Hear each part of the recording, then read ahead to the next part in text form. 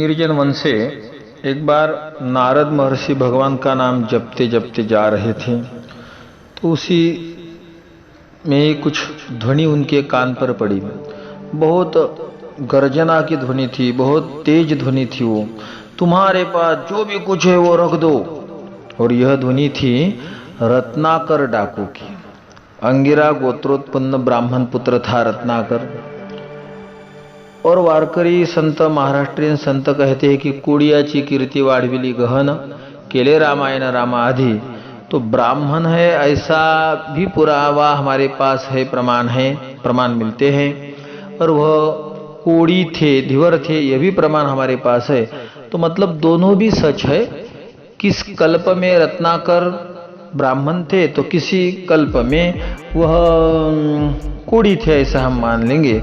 तो जा रहे थे, यह ध्वनि सुनते ही नारद जी ने एकदम प्रेम से उत्तर, स्नेहयुक्त वाणी से, मधुर वाणी से, मुस्कुराते हुए देवर्षि नारद जी ने उत्तर दिया कि भगवत गुणानुवाद करने के लिए, भगवान का गुणगान करने के निमित्त एक वीणा और करताली, इसके अतिरिक्त हमारे पास क्या होगा। नारद जी के चेहरे पर एक अजब गजब की निर्भयता थी। क्यों थी? क्योंकि धरती के किसी प्राणी से भगवान के अनन्य भक्त नारद को क्या डर हो सकता है। नारद जी को कोई क्या पीड़ा कर सकता है जो भगवान के एकदम निस्सीम भक्त है। उल्टा नारद जी ही निर्भयता से बोले। क्यों बोले? क्योंकि जीव मात्र पर अनुग्रह करके उनका कल्याण करना, यही तो नारद जी का परम प्रयोजन है। निर्भयता से बोले कहे कि भैया, इतने सब जीवों को आप निर्भयता से व्यर्थ ही मारते हो।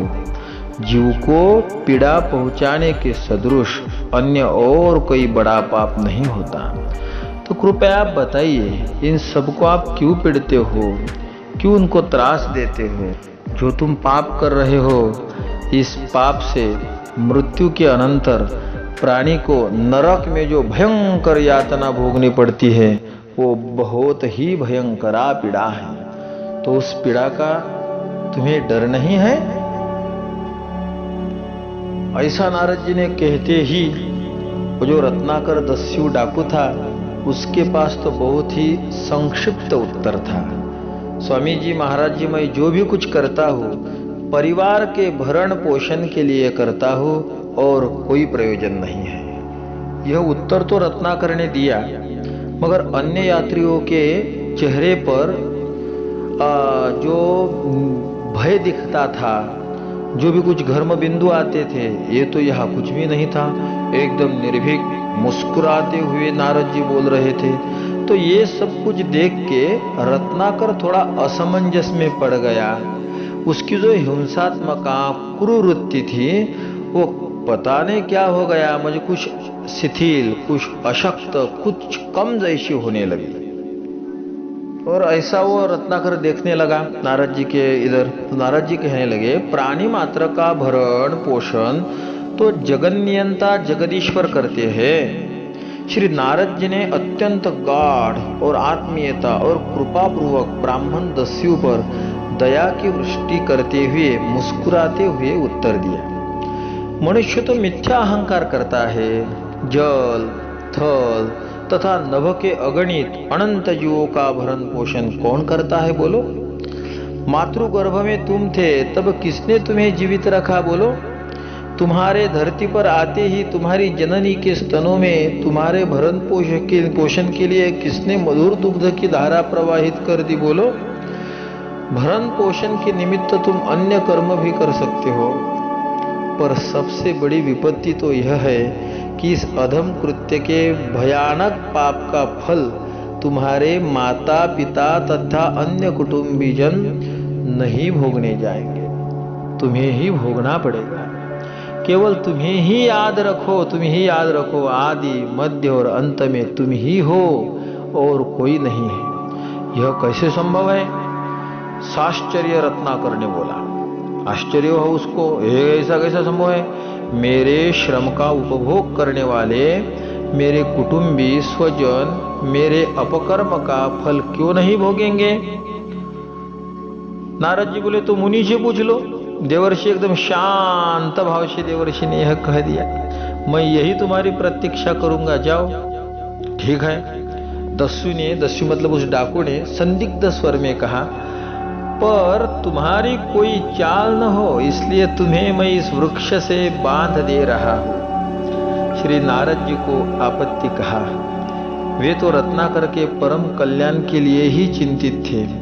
उन्होंने सहर्ष रज्जु का दृढ़ बंधन स्वीकार कर लिया। दस्यु घर गया और भागा हुआ देवर्षि के पास आया तो अधीर और भयग्रस्त था। क्षोभ और विरक्ति से उसका मन भर गया था। बंधन मुक्त करने के पूर्व वह देवर्षि के चरणों पर गिर पड़ा। आपका कथन सर्वांशतः सत्य निकला। साश्रुनयन बोला वह मुझे दयापूर्वक क्षमा प्रदान करे, कृपा पूर्वक कल्याण का मार्ग बताए। मैं आपका अनुऋणी नहीं हो सकूंगा, पर अब इस अधम कृत्य की पुनरावृत्ति स्वप्न में भी संभव नहीं। नारद जी बोले, राम नाम का जप करो। नारद जी ने सोचकर कहा, भगवान नाम भगवान का साक्षात स्वरूप है। परम भाग्यवान पुरुष के मुख पर ही वह आता है। चेष्टा करने पर भी मैं यह नहीं कह पा रहा हूँ। बड़ी दीनता से अपनी असमर्थता निवेदित की। रत्नाकर ने महर्षि के सम्मुख एकदम मन से बोला कि मैं सर्वथा अपने कल्याण के लिए असमर्थ हूँ। यही तो बात है। संत के सामने जो खुला हो सकता है उसके लिए सारा जग खुला हो जाता है।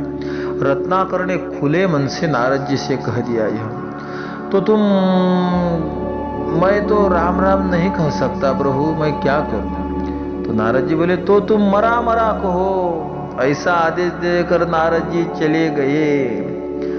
मरा मरा मरा मरा रत्नाकर वही बैठकर जपने लगा।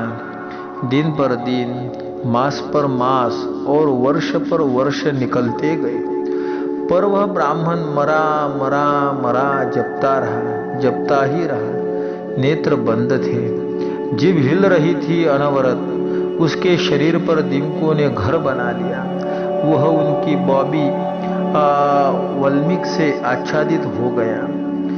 वाल्मीकि विधाता ने वाल्मीकि से ढके रहने के कारण उसे संबोधित किया वाल्मीकि ऐसा। अपने कमंडलों के अमृत जल से दीमकों के खाए हुए उनके अंगों को उन्होंने सुंदर और पुष्ट कर दिया था। राम नाम का अद्भुत प्रभाव, दिव्य चमत्कार, परम क्रूर कुटिल कर्मा, दस्यु प्राणियों का वध करने वाला पापात्मा परम कारुणिक ऋषि हो गया। किसी व्याध को क्रौंच पक्षी के जोड़े में से एक का वध करते देखकर दया विगलित हृदय से उसके मुंह से अनुष्टुप छंद निकल पड़ा। उससे महर्षि वाल्मीकि आदि कवि हुए। ये बहुत बड़ी कथा है, जो भी रामायण पढ़ेगा उसको वो दिख सकती है कि यत्क्रौंच मिथुनादेक मवधिक काम मोहितम, ऐसा करके वो मंत्र है। जो भी उसको पढ़ता है तो उसको कवित्व की प्राप्ति हो जाती है। और इसी वाल्मीकि दस्यु को, अब ब्रह्मर्षि कहे उनको बहुत बड़ा एक सौभाग्य प्राप्त हुआ। अरण्यवास के समय भगवान श्री राम अपने भाई लक्ष्मण और जानकी सहित उनके आश्रम पर पधारे तथा वे लोकापवाद के भय से श्री सीता का मर्यादा पुरुषोत्तम श्री राम ने परित्याग कर दिया। तो उस समय वे इन्हीं महर्षि के आश्रम में पुत्री तुल्य रही। वही लव कुश का जन्म एवं उनकी शिक्षा संपन्न हुई। महर्षि वाल्मीकि विरचित रामायण आदि काव्य एवं पंचम वेद के तुल्य पवित्र है, आदरणीय एवं संसार सागर से त्राण करने वाला है। अध्यात्म रामायण के अयोध्या कांड में राम नाम की अमित महिमा का गान करते हुए स्वयं श्री वाल्मीकि जी ने कहा है, निरंतराभ्यास दृढ़ीकृतात्मनां त्वत्पाद सेवा परिनिष्ठितानां त्वन्नाम कीर्त्याहृतकल्मषाणां सीता समेतस्य गृहं हृदब्जे।